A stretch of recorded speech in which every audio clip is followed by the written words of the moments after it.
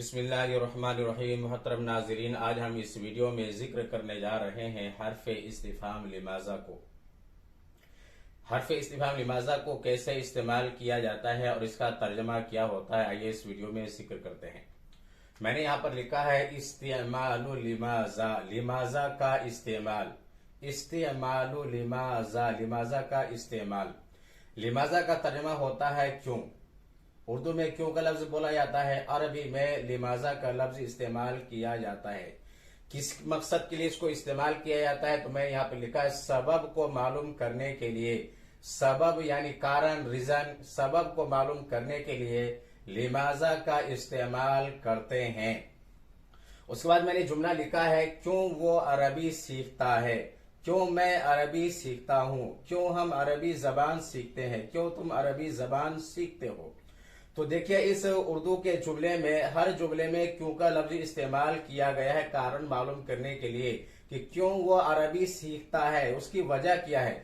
کیوں میں عربی سیکھتا ہوں تو عربی سیکھنے کے کارن وجہ کیا ہے، تو ایسے موقع پر اردو میں کیوں کا لفظ استعمال کیا جاتا ہے اور عربی میں لماذا کا لفظ استعمال کیا جاتا ہے۔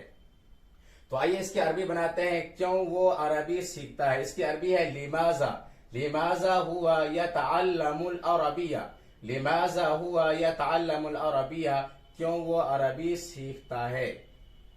دوسرا جملہ ہے کیوں میں عربی سیکھتا ہوں، لماذا انا اتعلم العربیہ، لماذا انا اتعلم العربیہ، کیوں میں عربی سیکھتا ہوں۔